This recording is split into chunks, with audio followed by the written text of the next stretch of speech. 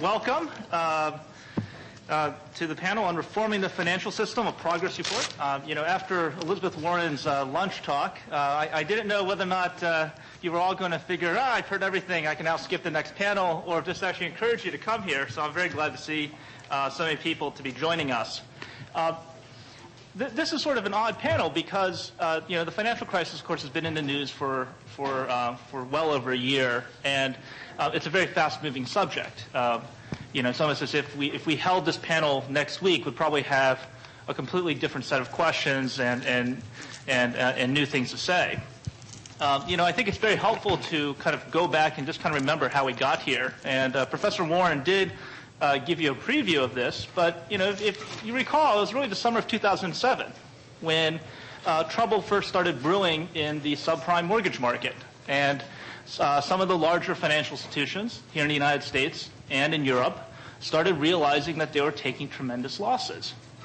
Now, this market was all based upon a very complex set of financial transactions. First securitization, but then also the creation of so-called collateral debt obligations, and then collateral debt obligations on top of collateralized debt obligations, so-called CDO squares. And it was this kind of system was really based upon three assumptions.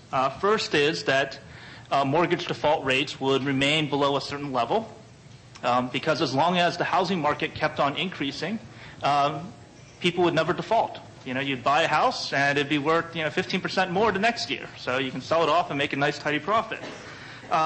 It was also based upon the assumption that leverage was a great way of making money.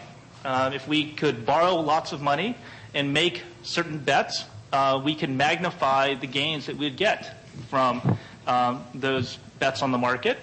And finally was this notion that we have everything under control because we have adequate risk hedging strategies. We have complex derivatives that supposedly were taking the risk off of the balance sheets of many of these financial institutions. But we all know what happened. These assumptions all ended up being flawed, and the whole house of cards really came tumbling down. The interesting question is really, well, who do we blame for this happening? I sat down this morning and I kind of wrote this list and I just kept on going. But we can pick on the credit rating agencies. I mean, they were the ones who supposedly told the banks as well as the investor community that the assets that are being securitized and then the securities created out of the securitization process were AAA rated, so-called safe. Though the question everyone later asked was, how could you create a security based upon something that was junk and call it AAA? So there was questions about that. We could point the finger at the Fed or Alan Greenspan and say that the Fed had really let interest rates stay low for too long. And because of low interest rates, first, it made it easier for people to borrow money. But second, it drove people to try to find ways of for financial institutions to try to make higher returns. Since they weren't making money off of regular investments, they had to beat what the current interest rate were. We could point the finger at the consumers, those people who took out these risky mortgages, those people who ended up buying luxury cars based upon incomes that normally should not be able to support such consumption behavior. As Professor Warren just talked about at lunch, we can also blame the lenders. Through their lending practices, they pushed certain risky products on middle-class families and lower-class families into taking on investments that they shouldn't have. Since we're in the Chinese room, I figured I'd add in the Chinese. We can blame the Chinese for this. As one story is, Chinese save too much, and they were exporting a lot. They were saving a lot of money. They were just buying up T-bills, and that was causing Americans to consume more than they should have. We can blame the investment bankers. I mean, they're the people who created these instruments, and driven by bonus checks and kind of questionable compensation structures, they were looking for short-term gains rather than real growth based upon real investment returns.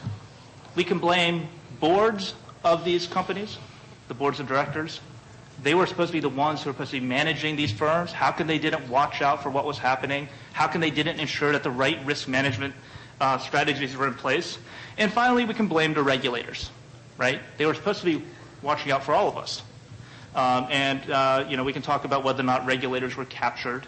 Were they really, looking more interested in ensuring that they had a nice, soft private sector job to land into when their kids had to go to college? We can argue about whether or not the regulators were ill-prepared, a la Madoff. Did they understand what the market was doing? Or we can also we can question their motives. They were more concerned with market growth and profitability rather than the safety and soundness of the markets. So I have the privileged position of not having to answer these questions. We have instead 4 very well-known experts. We're very privileged to have them here. You have their full bios already, but let me just kind of pick out some of the highlights. To my immediate left is Professor Peter Edelman, well-known to many of us. Professor Edelman is, of course, a professor of law at the Georgetown University Law Center. He has had a distinguished career in government at the federal and the state level. And, of course, has been a prolific author and speaker on issues regarding poverty and economic issues that really affect the underclass of America. To his left, we have Jay Eisenhofer, who is the co-founder and managing director of Grant & Eisenhofer. His firm is one of the most successful plaintiffs' firms in the country, having secured some of the largest securities class action recoveries of anyone. He's been recognized not only by ACS, but he's been recognized by organizations like Directorship Magazine as among the most influential people in America in the area of corporate governance. He's on the board of advisors of the program on corporate governance at the Harvard Law School, as well as the Weinberg Center for Corporate Governance at the University of Delaware. So I think he knows a little bit about the subject. To his left is Laura Wertheimer of WilmerHale. Laura is a partner at WilmerHale in the securities department, a very distinguished career, and a leading practitioner in the areas of securities enforcement, corporate governance. She advises company boards, board committees, and of course, executives about issues related to securities law and corporate governance. So she, too, knows a bit about the subject. And finally, at the very far end, we have Richard Filato, who is the Director of Corporate Governance and Pension Investment at the American Federation of State, County, and Municipal Employees. The AFSCME, very well organization, representing over 1.4 million public sector workers across the United States. Richard is also one of the leading figures in the corporate governance community, both at the AFSCME as well as previously at Proxy Voter Services, ISS. So we're very privileged to have all 4 of you here. Thank you. To kick it off, I wanted to kind of ask just a very broad question and to allow each person, since they have different expertise, to kind of answer it in their own way. And that is to kind of start off with 2 observations that are very well known now. On one hand, you have Richard Posner, who just came out with a book regarding the financial crisis as being a failure of capitalism. And then, of course, Warren Buffett's more colorful phrase that, when the tide goes out, you find out who's been not wearing any bathing trunks.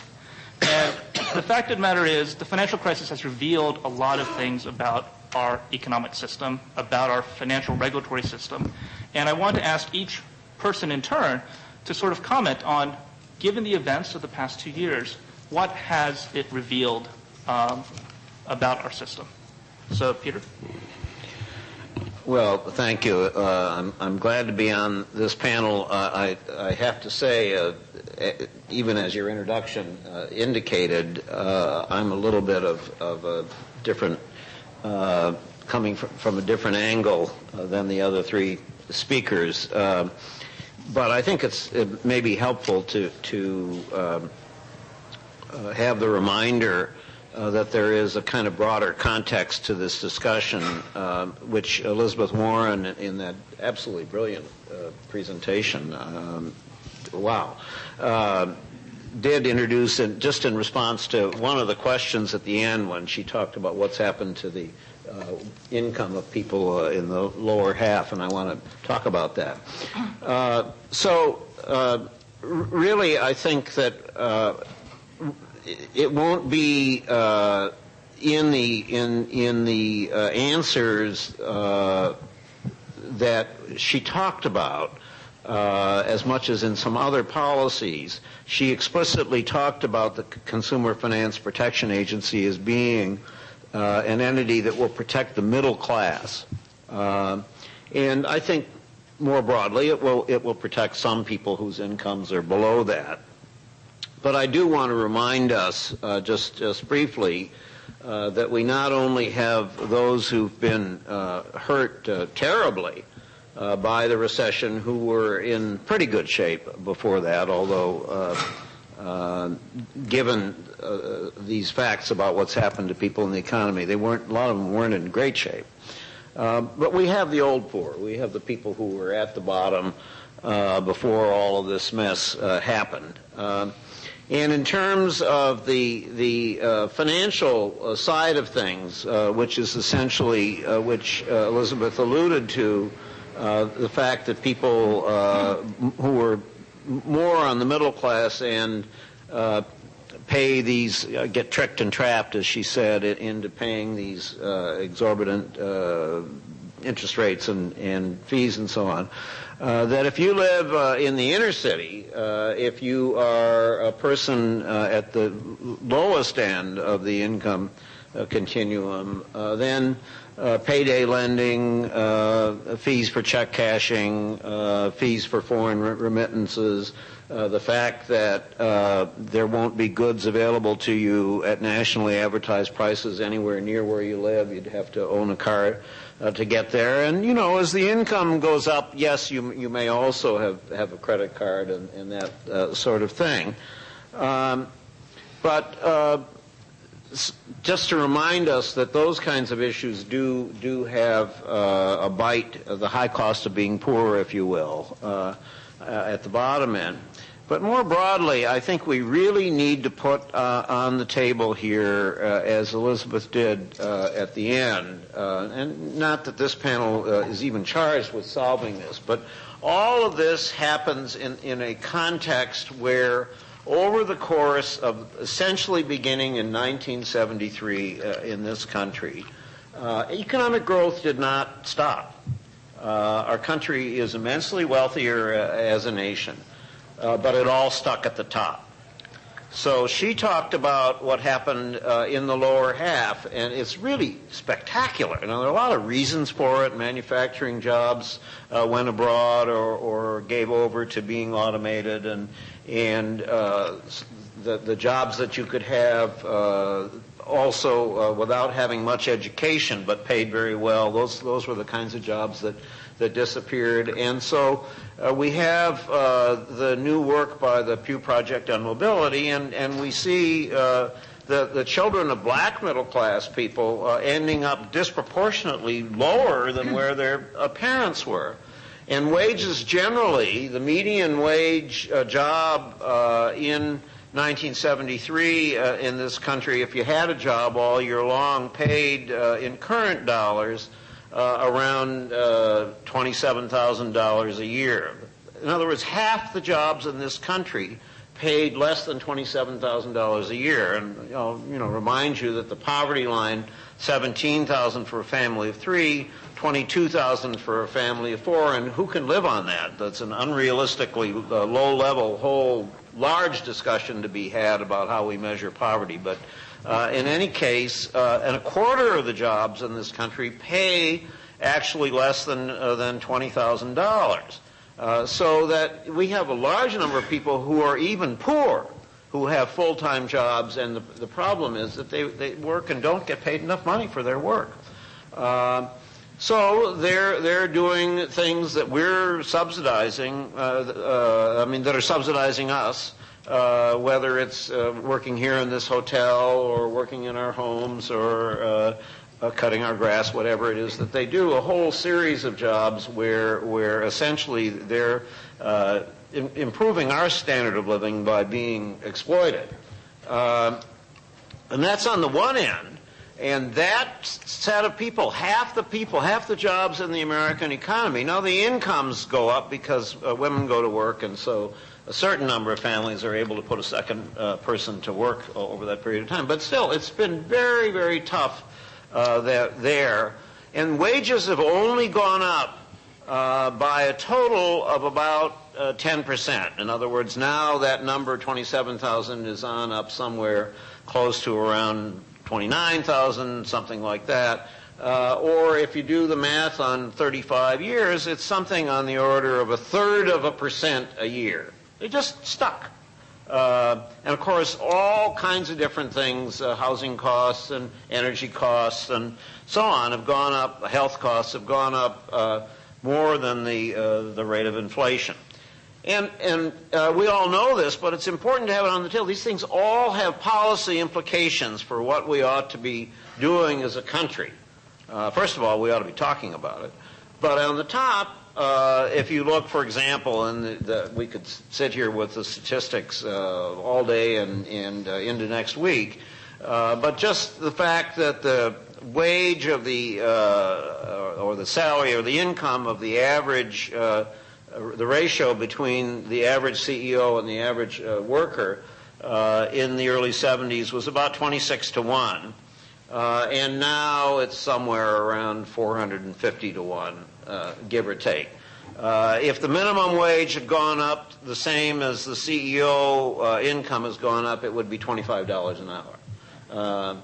So it just helps to illustrate. So that's the frame. And the other point, two points that maybe I can come back to, or maybe it's just I can say them quickly and we don't need to come. One is at the lowest end, people that we call poor, people that we call close to poverty. I mean, the people who have incomes up to twice the poverty line, I should mention.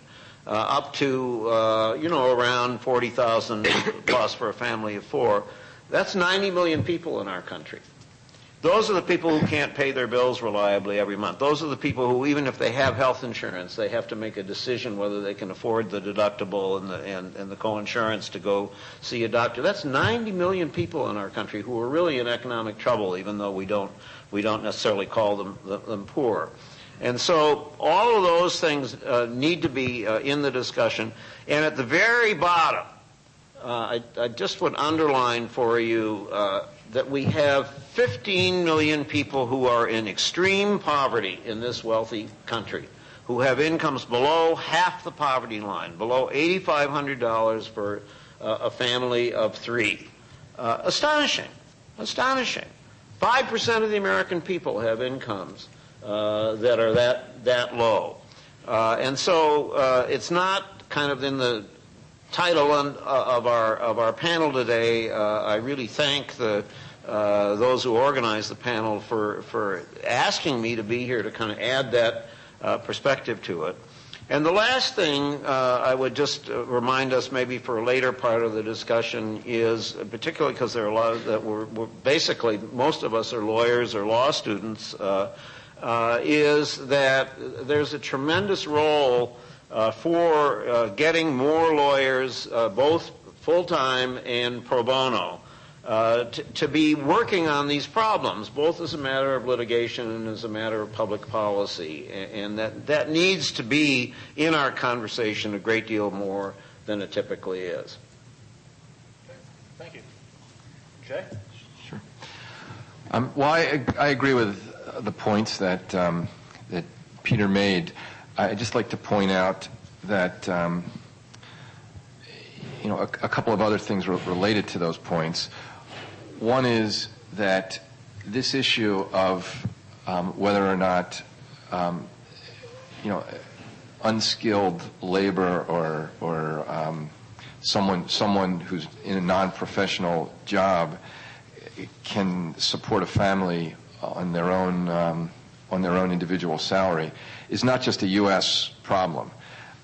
There's not really anywhere left in the Western world where the situation that we had here after World War II exists, where somebody could go to work for a car company and they could have a middle-class lifestyle for their family, and their wife could stay home and not work and raise their children. That's not just a U.S. issue. That's an issue all across the world. Also, in terms of this crisis, and I think that it certainly has illuminated this issue regarding income disparity in the United States. It's also illuminated the fact that over the past 20 years, an incredibly increasing share of our gross national product and the profits that are earned by businesses in total in the United States have gone to the financial services sector. I'm not exactly sure what the precise statistic is, but I believe it is something like in the early 1980s, the financial services sector earned somewhere about 3% of all profits, and by pre the crash in the recent years, it was in the double digits. It's actually 28%. 28%. It wasn't then. It was probably 3% of GNP to 11% of GNP, something like that. But the growth has just been extraordinary.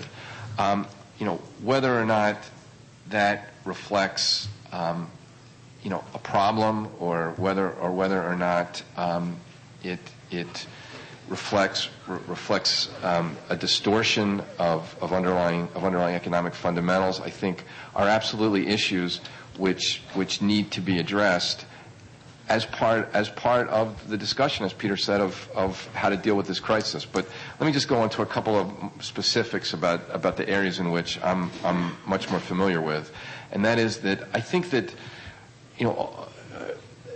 although it certainly is not the cause of the problems that we have, one of the things that these problems have demonstrated is that incentives matter. And the system of incentives that we set up for conduct of the persons in our economy have consequences. And I think that is a lesson which is clear from this crisis, and hopefully it will be a lesson which we will put to use when we design the reforms that are going to come out of this crisis. I don't have a lot of confidence that we will, but I hope that we will. One point, accountability matters. We have had a situation where for years and years we have lessened the accountability of the actors in our financial system through a variety of ways. Just take the rating agencies as an example. The rating agencies are virtually unaccountable for their conduct. They have had a variety of immunities such that anyone who wanted to pursue a rating agency, for instance, in our judicial system, would face incredible obstacles. Now, recently that may be changing slightly, but for years and years, rating agencies were virtually immune. They had not just a First Amendment immunity, but also they had an immunity which is generally shared under our securities laws by most third parties, in that for the last 20 years, increasingly over the last 20 years, third parties have had very little threat of liability under our securities laws through our judicial system. And by that I mean that a third party as distinct from a corporate entity. It was about 20 years ago when the Supreme Court, in a ruling, the central bank case, ruled that third parties such as accountants or lawyers could not face aiding and abetting liability under our securities laws. Now, this is a very significant departure from the state of our law in almost every other area. In almost every other area of the law, if you aid and abet, if you assist a primary violator of the law in some significant way, you can be held accountable for that primary violator's actions. In the criminal area, if you drive the getaway car for the bank robbery, you're an aider and abetter, and you can be prosecuted criminally. But in the securities law context, for the last 20 years, and increasingly over that time period, the law has developed such that after the Supreme Court's decision in Central Bank, you can be an accountant, you can be an investment banker, you can be a rating agency, and you increasingly cannot be held accountable for your conduct. Such that Elizabeth Warren mentioned the Enron situation at lunch. In Enron, and I'm talking about civil liability, not criminal liability. In Enron, bankers from Merrill Lynch went to prison for helping to design some of the Enron products, which were found to be complete shams and deceptive. Merrill Lynch, on the other hand, was found to not have any civil liability to Enron investors because the only way to hold them civilly liable would have been under aiding and abetting liability. And since the court had ruled that there is no aiding and abetting liability, they were off the hook civilly. The consequence of that is that you've got conduct without accountability.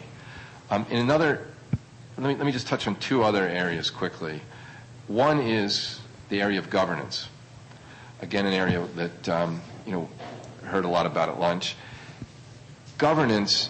If we were having this meeting a year ago, certainly 2 years ago, and there was a representative of the Chamber of Commerce, for instance, or the Business Roundtable, what they would have told you is that our system of governance was under dire threat, and that threat was the threat of investors accumulating too much power at the expense of directors and management.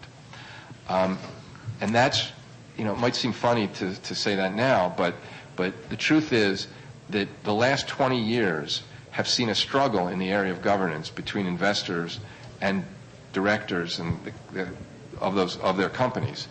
The struggle has been for whether or not investors are going to have a greater voice in the management and oversight of these corporations. That balance may have incrementally shifted towards investors during this 20 years through a variety of means, but overwhelmingly, directors hold tremendous and unchecked authority over the corporations where they are supposed to be the representatives of the shareholders. Is that a contributing factor to the crisis that has taken place? I believe it is. I believe that, although it's certainly not a cause of the crisis, I believe that directors who lack accountability to shareholders are less concerned about the welfare of those shareholders and more concerned about the welfare of management. The incentives that have been put in place for managements at these corporations accentuated the problems which caused the crisis today. Again, I don't believe they caused the crisis, but the incentives that were put in place for management in terms of compensation systems caused or encouraged the kinds of risky behavior which led managements to over-leverage themselves in such a way that when things started to unravel, those incentives had created a situation where these corporations were tremendously over-leveraged. And they were over-leveraged because it made sense for them, based upon their management incentives, to be over-leveraged. One last point, the regulators. I think that what we have learned about regulators through this crisis should give all of us pause for how we address the reforms that are going to come out of all this. I think that we have learned that there is a significant limitation to regulation, and that no matter how well-meaning people are, regulation can only go so far, and that the regulated entities in this economy are so wealthy and are so able to whether it's capture the regulators or it is create obstacles for them to make their regulatory efforts difficult or futile, that you don't need to look at the Madoff situation and the futility of the SEC's conduct in Madoff to see that regulatory action has significant limitations. And I think it's something that we really need to keep in mind, because it would be nice to say if only we had more regulation. But and of course the regulatory processes can be improved, and I think that possibly this agency on consumer products would be a step in that direction. But very important to keep in mind that regulation is just not going to solve our problems in and of itself. Thank you. Laura? Let me pick up where Jay left off and talk a bit about the regulators, because one of the things about the Obama White Paper, or one of my takeaways from the Obama White Paper, is let's have some more regulation. Let's have the Fed do even more than it's historically done, and maybe that'll be a good idea. Put the consumer angle to one side. Let's have the Fed have enhanced powers. Let's have the Treasury have more power. The SEC should have more power. There are certainly situations in the subprime mess where entities gamed the system, where there was not enough overlap among the agencies, where things fell through the cracks. But I would suggest to you that equally important is that the regulators didn't have the interest or the sophistication or the budget to prevent some of the abuse and excess or to ferret it out. It wasn't simply the blind spots, and it wasn't simply that the banks shopped for regulators or that the SEC looked to Antigua and was told, no, our regulatory system is fine, we're not going to help you. But regulators with authority didn't exercise that aggressively, and an absence of oversight, in my view, did engender some of the systematic abuses. I mean, you read about Brooksley Born at the CFTC coming forth in the late 90s to the chairman of the Fed, to the Treasury Secretary, and arguing that derivatives had to be regulated, that they were a threat. And she was shouted down by Greenspan and Summers, the Fed and the Treasury. So now we're going to soup up the Fed. The Fed could have done something. It chose not to. And so some of it is the regulatory agenda that the agency set. I mean, if you look at the SEC work in the last few years, the SEC, spurred on by the Wall Street Journal, spent its resources in 06 and 07 chasing stock option backdating cases. Those are cases that are not hard to prove for the most part. And they had many, many of those cases. If you read the GAO report, if you read the 10K filings of issuers, what you'll see reported is that the lion's share of the matters that were under inquiry by the SEC, that are a matter of public record, were backdating cases. Well, where are the revenue recognition cases? Where are the reserve cases? Where were the subprime cases? Where were the predatory lending / disclosure cases? They weren't brought. Now, everybody likes to rag on Cox, and I'm not here to defend him as anywhere close to a great SEC chairman. But the enforcement staff has some of the blame to this as well.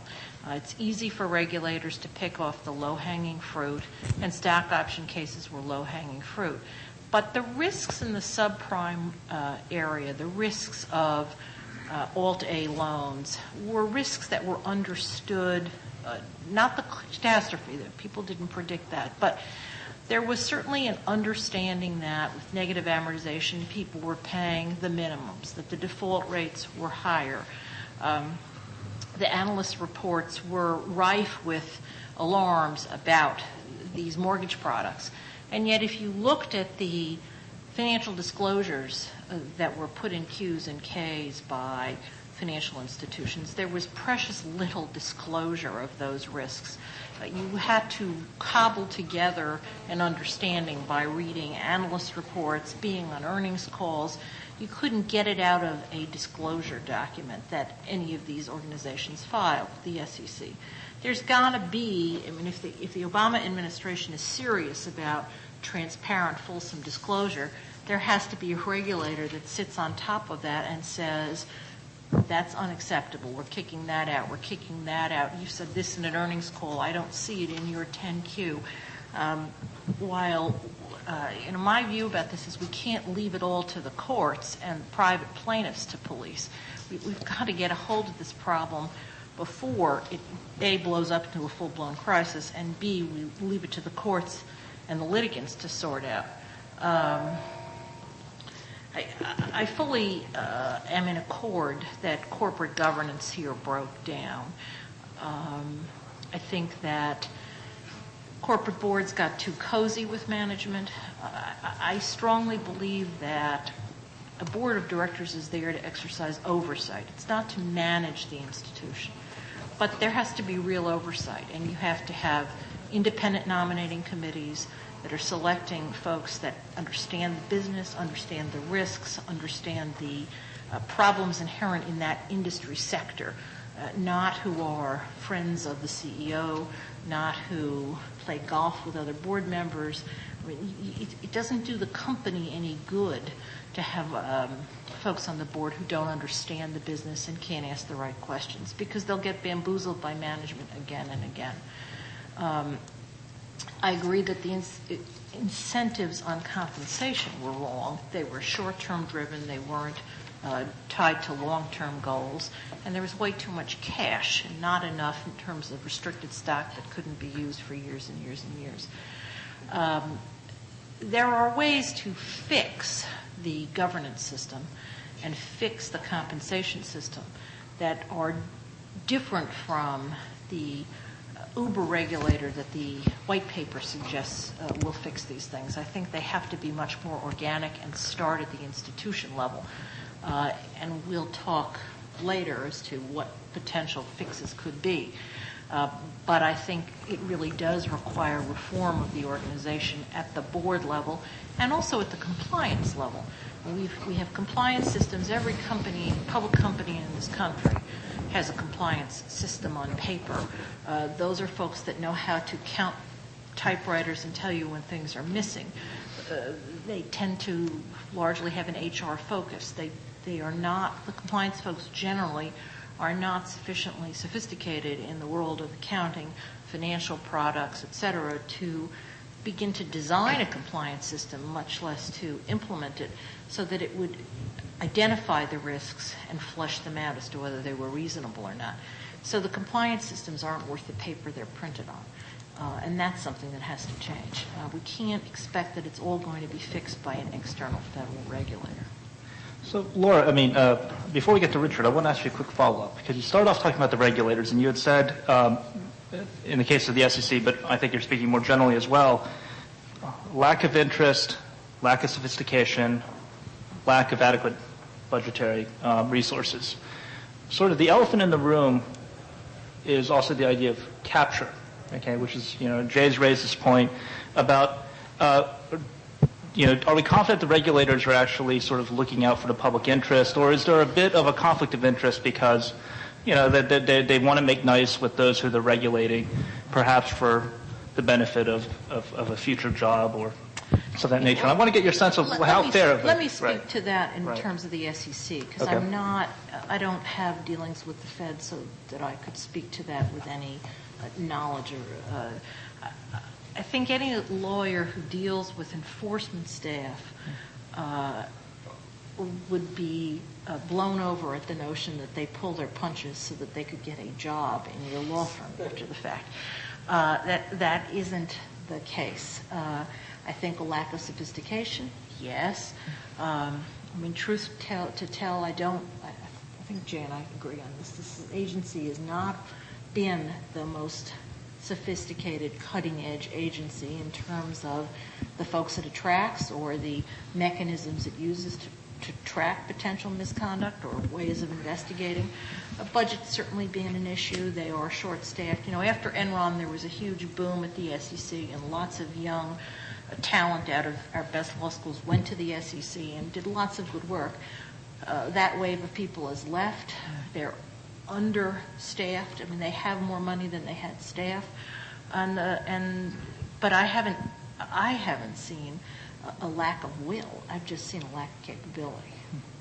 I don't see the SEC enforcement staff as too cozy with the entities that it regulates. No, but what about the policy people? Policy people. It's not a question of ill motive either, but I think it's an issue of there is a great deal of influence at the policy level from the financial services industry, and that can be a good thing or a bad thing, but it's reality. I don't think it's because people are trying to do the wrong thing. Right. But this is sort of the notion that the high-level policymakers, the commissioners and their senior staff, they speak often enough with those who they have to regulate that they end up thinking the same way. They have, they sort of share the same values over time. Is that sort of what you're talking about? Yeah, absolutely. And that influences policy. In some cases, it may influence policy dramatically, like I think it did in the last administration under Cox. In others, it just have a moderate influence on policy. But there's no question that it's a significant influence, even at that agency, which has always looked at itself as an agency that was there to protect investors. Richard. Sure. What I thought I'd do is a couple of things. It's always the challenge of the last person on a big panel to figure out what to say new and stimulating here. But let me give it a try. First of all, what I'd like to do is fill in a little bit more Professor Warren's very persuasive narrative this morning, but I think there are a couple of things that she did leave out, which are telling and sort of contributing to the situation that we're in now, and about why her arguments for a consumer financial products agency is very compelling. It's only a part of the types of reforms that we're going to need to protect the middle class and to promote continuing economic security going into the future. So to begin with, a couple of pieces of that narrative. One is certainly beginning in the 1980s. We had the increase in easy, I won't say cheap credit, but certainly easy credit that began to substitute for wage growth. As Peter said before, is that wages, certainly since the 1980s, have been essentially flat. But, remember in this period, the culture of consumption, driven by the media and the need to promote, growth in certain sectors, certainly became dominant. So, how did the kid, more recently get the iPod or whatever it is that became the new consumption need? Really, there wasn't wages to support that. And so everything got on the charge card or some type of consumer loan. Well, why weren't there the wages to support that? That's because certainly, at least in the beginning of 1980s, and a la Reagan and his attack on PATCO, is that labor rights were under serious attack and began to erode. Labor unions became a much smaller, or labor members at least became a... Oh, sorry. Labor members, I usually don't need that anyway. Sorry, I forgot. Labor members, or membership in labor unions, shrank dramatically, not through any fault of their own, but through a continuing attack and erosion on their rights to organize. In addition to that, an increase in corporate objection, if you will, to their ability to organize. And that's why we see today as a primary response to the economic crisis that we're in, or labor lobbying for the Free Choice Act, the ability to protect wages and to negotiate for better wages and the sustainability of income by increasing those labor rights again. Number 3 trend here, and again, Jay mentioned this a little bit, is that you really had the financialization of the economy. You had the financial sector, which in the 1980s, early 1980s, was about 3% of the GDP. Right before the crash, it was about 28% of GDP. Very important that this, quote, non-productive, if you will, sector of the economy that doesn't employ a whole lot of middle-wage people, but a whole bunch of, for the most part, high-wage people began to dominate the economy.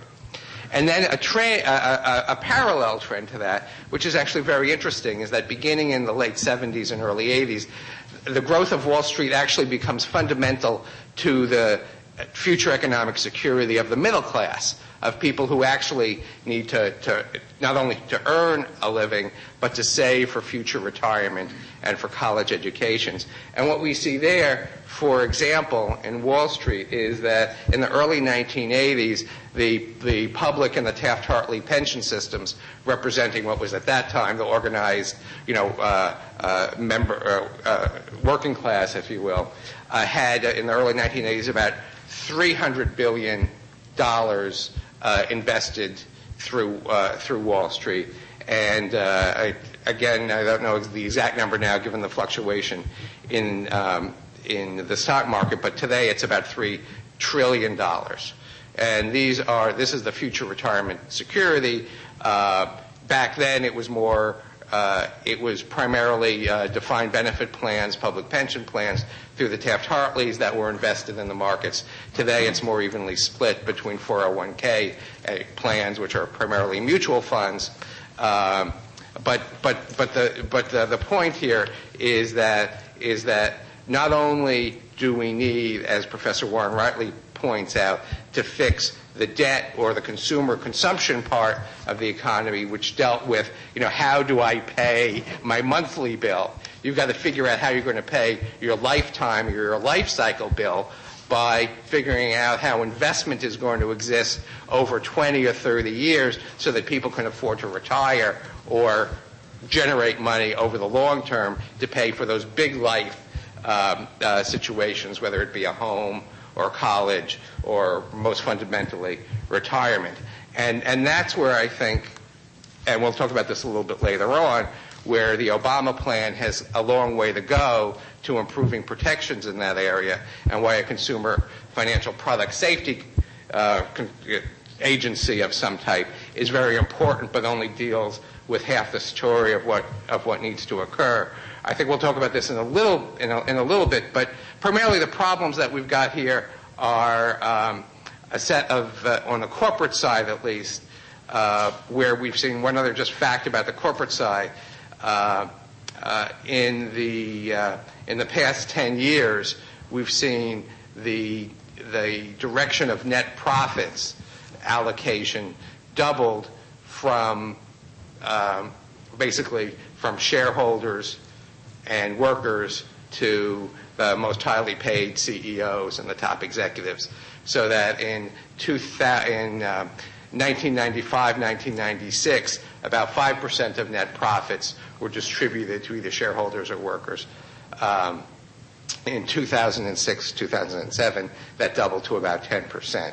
So that there's a whole question about the efficiency and the best use of those particular dollars.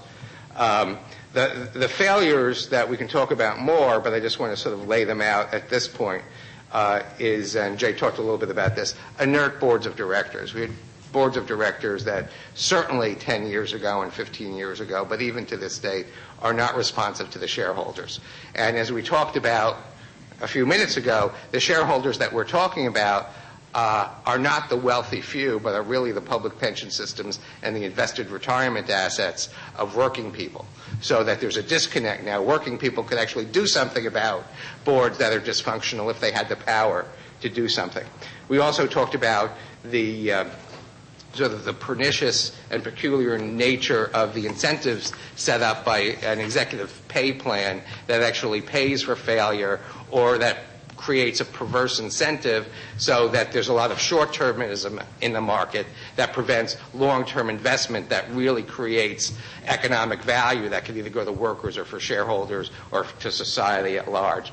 Very important problem that needs to be dealt with in terms of perverse incentives. Thirdly, you've got the rise, particularly late through investment in 401k plans, of intermediaries that don't have real full faith and fiduciary duty to the underlying investors.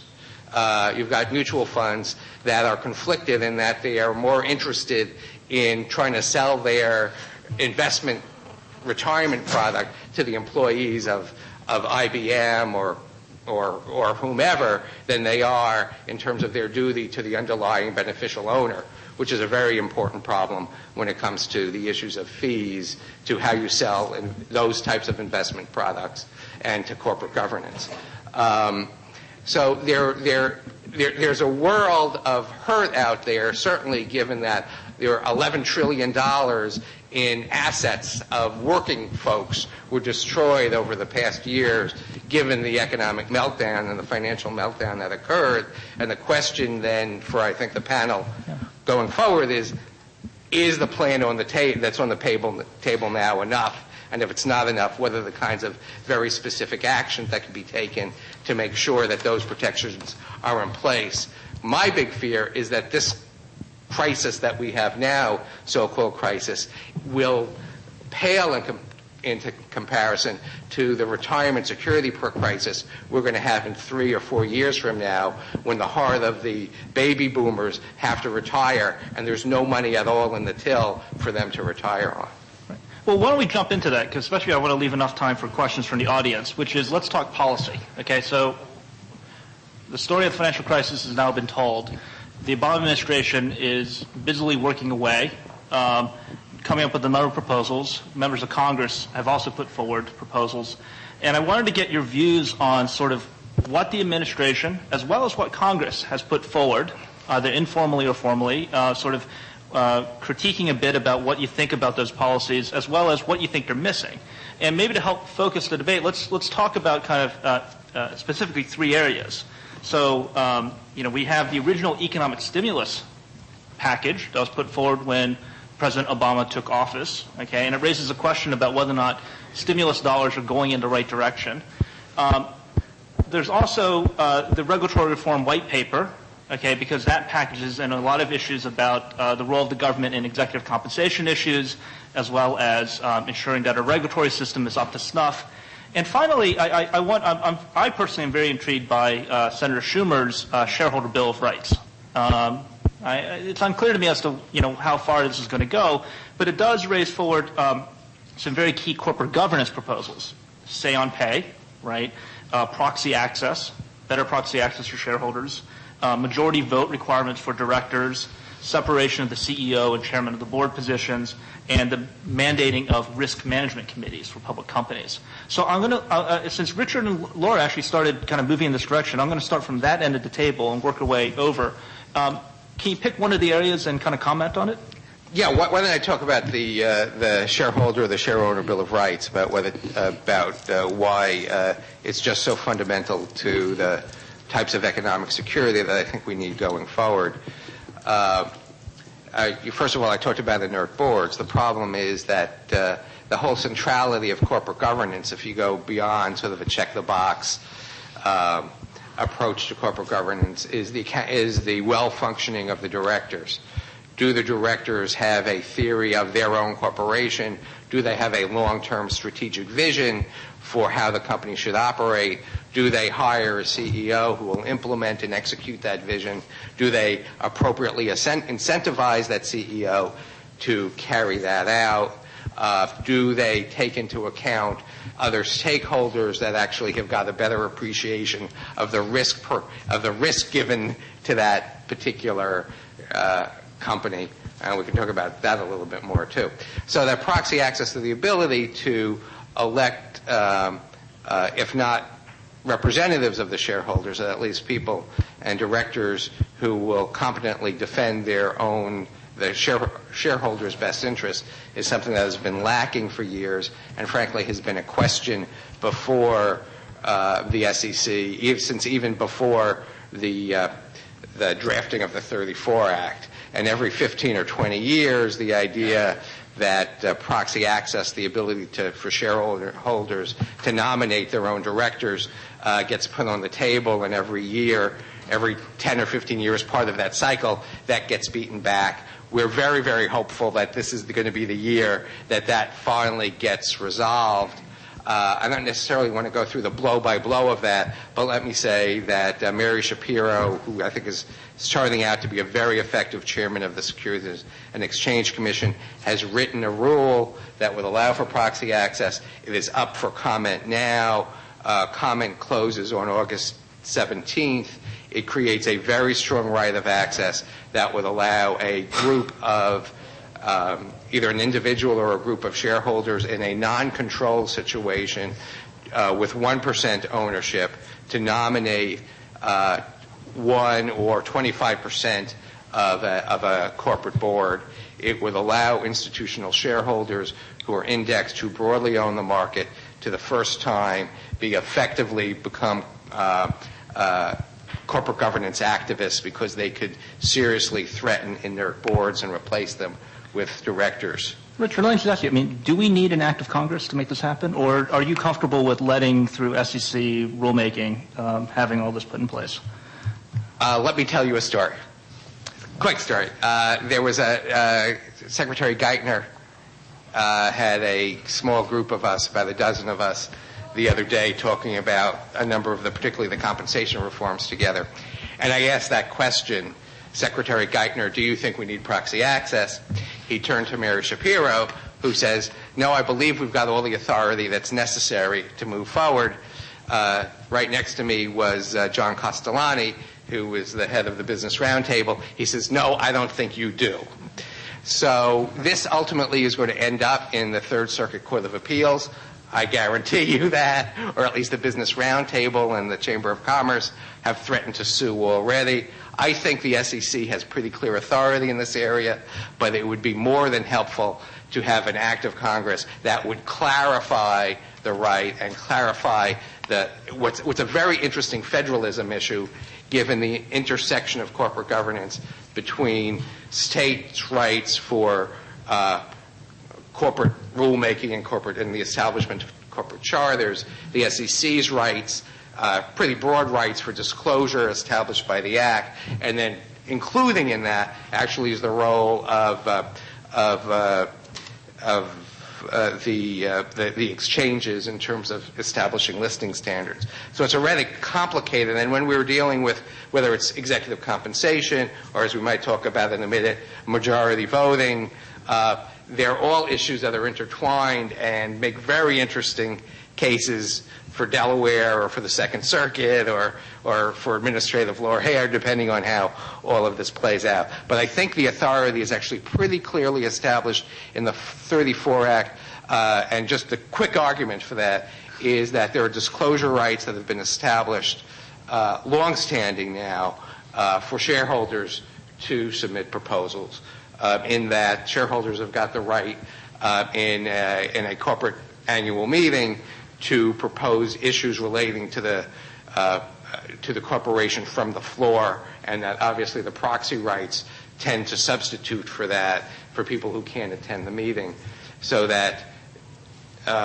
starting in the early 1940s, there were the Gilbert brothers who brought a series of suits that established the right for shareholders to bring general proposals about the future of the corporation and corporate rules to the floor through proxy materials.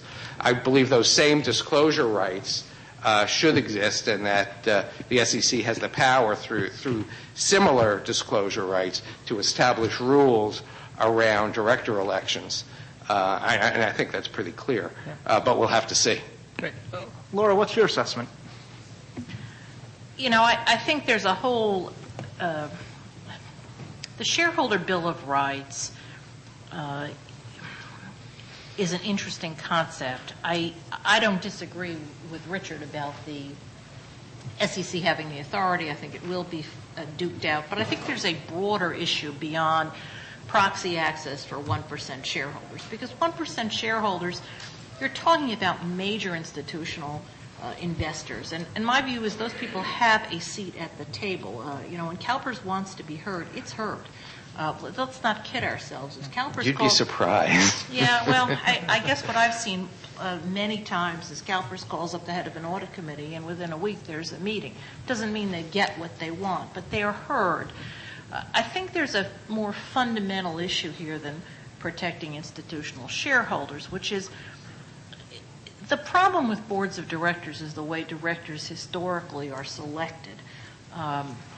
There's a nominating committee. It's often dominated by the CEO. He's got friends that he wants to put on. He's met through the Young Presidents Organization or other groups. They are not necessary. They may know about the industry, but they are not watchdogs of management. They may be friends of his and know nothing about the industry in which he operates, and they're largely he operate. And they are not necessarily folks that are schooled in risk management issues. That's not to say you need a compliance officer on every board. I don't think, that's not where I'm going. But I think you need to have a nominating committee of independent directors that's really going to search for qualified individuals. I mean, serving on a board, if you take it seriously, takes a lot of time. The days of you show up and you spend an hour and then you have lunch and go play golf, those days should be over.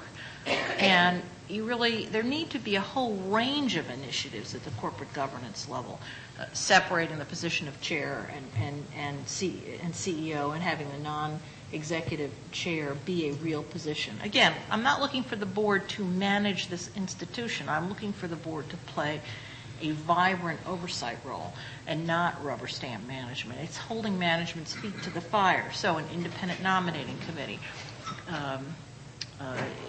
You've got to compensate people on the board because it takes a lot of time, but you also have to have limits on the number of boards they can sit on. You have to have in-person meetings. You have to have executive sessions with the external auditor, the internal auditor, the risk function. You've got to set a tone at the top with the board that talks about codes of conduct, enforcement, real-time consequences for violators. And this is not meant to be a seminar on corporate governance, but we are so far behind where we need to be in a corporate governance arena that those standards have to get picked up. I mean, one of the things in the white paper is there's a lot of talk about federal oversight. There's not enough money in this country to have the oversight we need to have to get these institutions functioning. And so we've got to do this, it seems to me, organically within the corporation. With respect to the regulatory system, I frankly just see this as layering more regulators on top of existing regulators. Put the consumer folks to one side. It's a different kettle of fish. But loading the Fed up with more power, loading the Department of Treasury up with more authority, they haven't used what they had. So why are we increasing their powers? Where are we going to get the money to do that from? We're already hemorrhaging money. So I think it's the wrong solution to terrible problems. Jay, what do you think? Do you agree? I do agree with Linda in large part. I think that in the area of governance, the question is, what needs to be put in place to encourage the types of practices that Linda's talking about? Because unless you're going to create a whole new federal regulatory system, whereas corporate law has traditionally been the province of states as opposed to federal law, what are you going to do so that these practices are encouraged? Do you want to have a system where you mandate the types of things Linda's talking about? I don't think anybody is talking about that, because that would just be an incredible layer of regulation which goes far beyond anything which is even in the white paper or the Shareholder Bill of Rights, which has been introduced. So, will things like the Shareholder Bill of Rights encourage the types of practices that Linda's talking about? I think that's really the question, and I believe that the answer to that is that more investor empowerment. You don't want to put investors in charge of these companies, because the companies need to be run by management with the oversight of the board of directors. but more investor empowerment is going to encourage the types of practices that Linda's talking about. If directors really do believe that they are accountable to investors, the shareholders, as opposed to management, the types of things that Linda's talking about will be more likely to happen. Doesn't mean they'll absolutely happen, but they'll be more likely to happen. I think an important point to keep in mind is, the crisis that we are going through and have been going through, is that a consumer crisis? Is it a consumer crisis, or is it an investor crisis? Have consumers been affected because we have had an investment crisis, or is this a crisis which really started from the consumer? It looks to me like what we've been through is an investment crisis. It's the investment products which turned out to be deficient. Yes, consumers may have been overcharged for products, and I don't think anybody should understate the seriousness of some of the mortgages and credit card products that consumers were sold in the last 5 or 10 years. But what has really crashed in our economy are products that were sold to investors. And looking at it from that perspective, I would say that what's really missing from all of the talk of regulatory reform is what types of additional protections investors realistically could use to prevent what happened to them from happening again. And again, as a litigator, I'm very focused on litigation, but I think that when you have litigation rights, what that really stands for is accountability and responsibility. And I think that if you look at the areas of the investment world which have crashed and burned in recent years, you will find insignificant correlation that those are areas of the investment world that were largely protected from accountability. And I think the one thing that is missing from most of this regulatory reform talk is increasing that accountability. People, if somebody thinks that they can make $100 million by taking a particularly risky course of action, and they think that the consequence of taking that action is I either make my $100 million or I don't make my $100 million, but if I don't make my $100 million, I'm not going to face any consequence other than I don't make my profit. It becomes sort of a no-brainer as we ought to go and try to make that profit. That's the kind of behavior that we have encouraged in large part in recent years.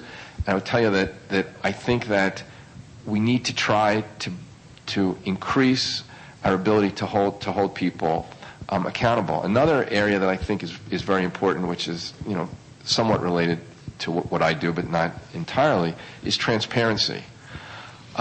We have a default rate in our economy on these investment products which is high by historical standards, but it is not nearly as so high that you would expect in relation to what it has been in past recessions. It is not nearly so high that you would expect that the entire economy would be melting down as a result. The problem is that nobody is sure what is out there on all these balance sheets because of the lack of transparency. And that is another issue which is just simply not really being addressed in a lot of this talk of regulatory reform. Putting a new regulator in place is not going to suddenly magically transform our financial disclosures. And that's a very key issue which I think is being overlooked here. As the only non-lawyer in the panel, if I can just jump in here for a second, I think just to be a little bit more specific about what the fights are going to be around, or what we're looking for, is that in our view, the shareholder Bill of Rights is incomplete, or at least not only do we need a shareholder Bill of Rights, we need an investor bill of remedies, and that's what's really missing is the remediation part for when there's been fraud or manipulation in the market, so that we can create the inverse incentives to make sure that that won't occur again. Aiding and abetting, I mean, the big problem we had with Enron was, and following that, is that culpable folks with deep pockets you can't go after them anymore. It's very difficult. There was a case called Stone Ridge, which we lost in the Supreme Court last year. Every investor group that I know filed an amici against it. I think that should be squarely on the table, and we need to get into any reform package. Similarly, we've got a problem with pleading standards as it relates to discovery, which is the Dora case, which we need to deal with also. I think those could be dealt with hand in hand. And those are the two primary sets of issues that I think legislatively we can begin to deal with. There are other types of issues that deal with federal preemption of litigation rights that are established in state courts. It'd also be nicer to have whistleblower rights so that people who actually have seen fraud occur, and many of them people are my friends now, who actually watch fraud being occurred, blew the whistle on them and still can't get jobs in the financial industries because they're not really protected.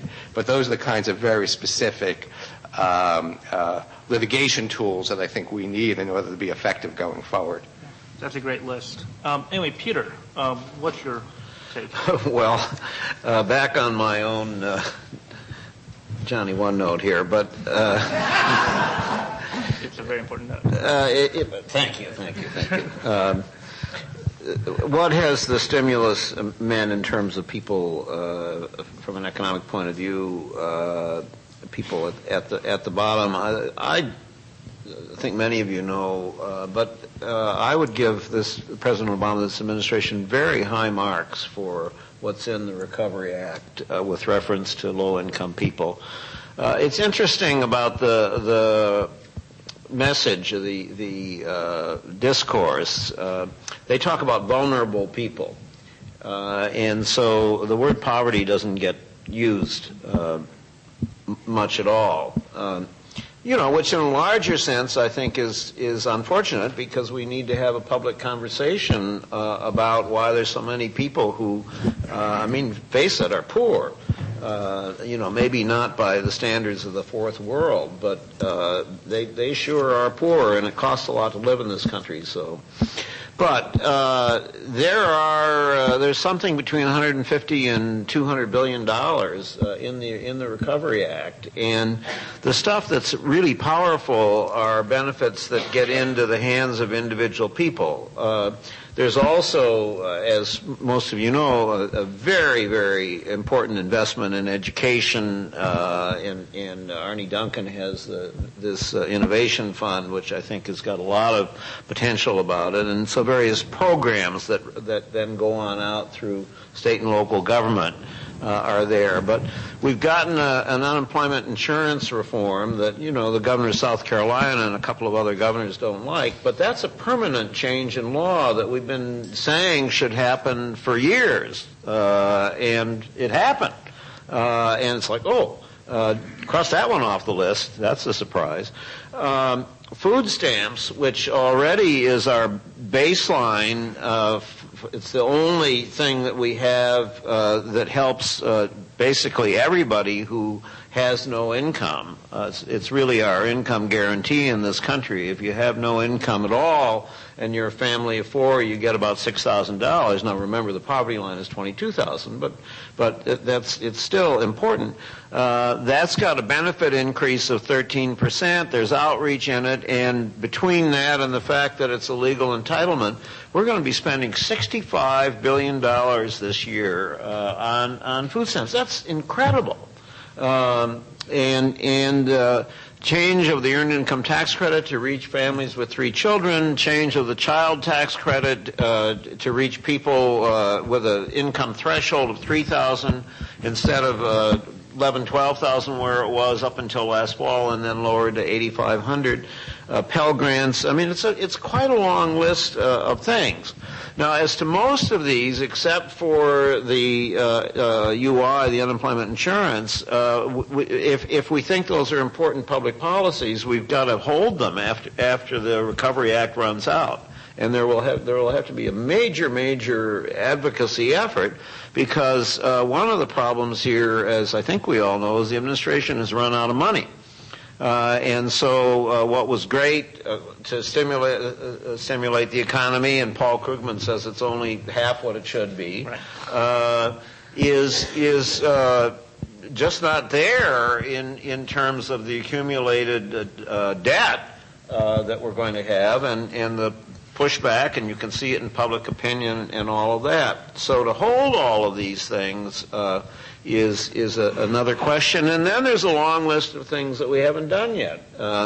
My view, we need to index the minimum wage to inflation, raise it somewhat more than it is, and then index it. And I think we should have the Employee Free Choice Act, and because I think that making it easier for labor unions to organize is a part of a solution for low-wage workers. I mean, people who don't have work at all, that's another problem. And you all know the list: healthcare and 0 to 5 and all the rest, post-secondary, and everything we're going to do about education. So I would give, I'm really just very pleased by what I've seen from the administration, but there are huge challenges that lie ahead. And to juxtapose in this conversation, I think just again, absolutely terrific to remind us that at the same time that we need to build in vastly greater protection for the broad range of the American people, and to add, as I did before, the fact that we really have to look at the distribution. Not only the problem of people at the bottom, but the what's happened to people at the top, and that they should pay their fair share, and to have that conversation allow me to sort of sit here and put that context for this for this more specific conversation. I hope people agree that that is helpful. I think so. Well, I definitely want to open it up to the audience. So if you can say where you're from, your name, where Eric, you're from. can I just say one thing to just follow up on what was said about sort of what you do with remedies? My view about this is we've got to deal with this before we get to litigation, because there isn't enough money these entities have to recompense shareholders. So if we're relying on the litigation system, whether you get rid of Stone Ridge or Central Bank, or, sure, bring more people in, the bigger pot, bigger party, but we've got to have fundamental change at the organizational level and change in what the regulators do or how they set their agendas. Litigation, to me, the courts are not the remedy. You've got to change the systems. The courts are there, but we're not going to have the kind of money we need to have if we have another meltdown. Sure, but aren't they the backstop? I mean, if everything else falls. I'm not disagreeing with Well, let me just say to that, Linda, that it's not a question of compensation. It's a question of deterrence. And yes, there is no way in the world that the judicial system can provide compensation for losses in the trillions of dollars. But it does create a system of deterrence, because it's unquestionable that if you provide a penalty for conduct, you are going to have less of that conduct. I mean, it's an irrefutable rule of behavior in economics. And so the question is, if you don't have penalties for conduct, you can expect that you're going to get more of it. And I think that's what we've seen over the last 20 years. We have seen that when you tell accounting firms that they don't have any potential civil liability, then you're going to find that accounting firms are less concerned about their practices. When you tell investment bankers that you've got limited civil liability, you're going to find that they're less concerned about the products that they sell. If you've got products that can avoid the SEC registration system and can avoid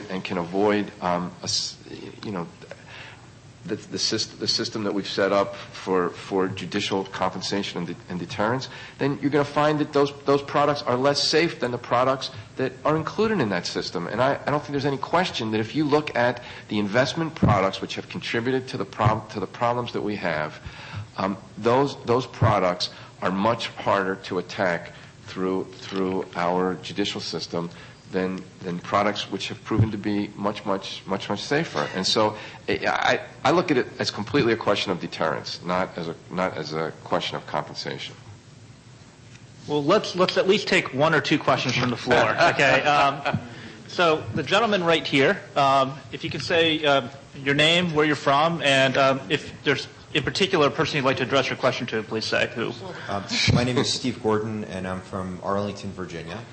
And my question, I guess, is directed probably towards Jay and maybe Richard as well. And I may have a little bit more of a rudimentary understanding of some of these issues, but I do know that I get proxy votes in the mail from companies that I own stock in. I also know that Fidelity and Vanguard and some other mutual fund companies have a large holding in many of these companies. And my understanding, or at least as a consumer of this, is that they're supposed to be out there protecting my interests.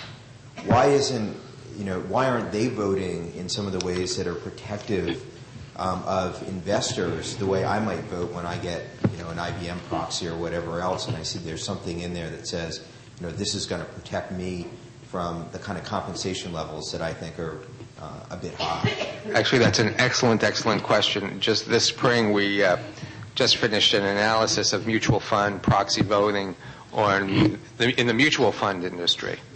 We called it enablers of excess. And clearly there are some mutual fund companies, Barclays being one of them, Columbia Management, owned by Bank of America, interestingly enough, being another, Ameriprise being another, that virtually never vote against a CEO pay package, equity package when they get the chance to vote against it, and rarely vote against directors on compensation committees compared against their peers. Big problem. There's actually a fiduciary duty issue that I think needs to be worked out. One is the corporate fiduciary duty is to its own shareholders and their own owners, which is to make as much money as possible, which means let's try to sell and be cozy with the companies that we want to sell investment products to. And I can tell you lots of stories, which I won't now, about the CEOs of a particular company calling up their provider of 401k plan saying, I heard we've identified you as being somebody who might vote against our plan. That would not be good for you. It's gotten better in recent years because the SEC, starting 4 years ago, required disclosure of mutual fund voting on the NPX data site, and many of the mutual funds actually put this on their websites now.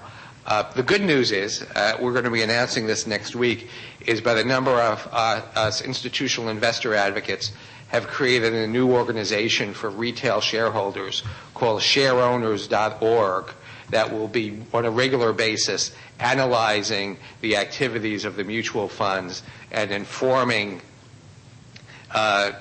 beneficial owners, the owners of their activities, and urging them to take action. And our hope is, by developing relationships through other big institutional investors like CalPERS and TAA-CREF, for example, is to mobilize their members to inquire and then potentially negotiate with the big fund families, not only around proxy voting, but around fund fees and disclosure and all of that. Right. So we only have a few minutes left, so I want to fit in one more question from the floor. So there's a gentleman in the very far back. Bill Titleman, Washington, D.C. I guess just a couple observations and a question. One, I think the reason we need expanded powers, and I'm speaking to Ms. Wertheimer on this, for our regulators is that when we do get good regulators that care about it, that they have the tools to do the job. The reason we need to have litigation rights is that when we have bad regulators and they don't do the job, or the regulators are captured, as they inevitably are, by the regulated, by the people they regulate, that there is that backstop. And I think I look no further than the fact that in the wake of Enron and everything else, our accounting rules in this country still permit corporations to hide liabilities in special purpose vehicles. This is nothing but legalized fraud, in my view. And finally, I guess I'd like to hear some further address of the subject of executive compensation, because in my view, until we get a handle on that, the abuses are going to continue. You look at the fact that we have the defined benefit plans that protected so many and provided a middle-class lifestyle for retirees are becoming dinosaurs, because no longer we used to forbid top hat plans. Now corporate executives don't need the retirement systems, so they don't care about them. So let's get a response from the panel. I don't mean, sorry, I have to cut you off. Right. Executive compensation. One of you want to take that on? Let me just say one thing to the question about proxies. I mean, we were just mentioning this. I mean, many of the proxies themselves don't ask for a vote on executive compensation. That's why I think Say on Pay is a vehicle that would permit shareholders to have a voice at the table on executive comp. I mean, putting aside the question of whether mutual funds, when they vote, are acting in the best interests of the people that they purportedly represent, most of the questions on the proxy don't go to that issue. But that's just one modestly small point. Yeah, and just some additional information on that is that, again, our corporate governance model is really light years behind the rest of the industrialized West. And that you can throw Australia in there too, is the right proxy access rights and rights to vote on executive compensation have existed in a number of years in the UK and all the Scandinavian countries and in Australia, and it's led to a number of different outcomes. The most important of which is that there's finally, beginning in those markets at least, very early dialogue between share owners and compensation committees about the nature and structure of their compensation. This year, I mean, the major breakthrough was that all the TARP companies are required to have a say on pay. There are 100 shareholder proposals that we help coordinate, which are going to a vote. 23 companies have voluntarily adopted it, and one of the best recommendations to come out of the administration from Secretary Geithner was that the administration is endorsing and promoting Say on Pay. In the next couple of weeks, we expect Barney Frank to resubmit his bill that was passed with bipartisan majorities 2 years ago in the House, and we're looking forward, either as part of Senator Schumer's bill or as a broader bill, for that to be included on the Senate side too. So that is something of a breakthrough. But let me just say is that given the intransigence of some of these compensation committees, we're going to need to hold the mutual funds accountable for their votes too, so that if there's a pay package that's undeserving, it actually gets voted down. Right. I mean, let me just take on executive comp briefly. Okay, very briefly. Because I think, again, I don't agree with Mr. Duttleman that we are going to solve all of these things in the courts. I just don't see the plaintiffs' lawyers as the private attorneys general. I think we've got to attack this problem earlier. Litigation is a backstop, but we've got to have a broader-based system of change than the litigation system. It's not efficient enough. There's too much money that's wasted, and there's not enough money in recompense. So executive comp. I mean, we talked briefly, I don't remember who talked about the ratings agencies. I mean, part of the problem is the external consultants are in bed with the comp committees. And so you get these external comp reports, and boards of directors, comp committees that rely on them, for the most part, are protected by the business judgment rule.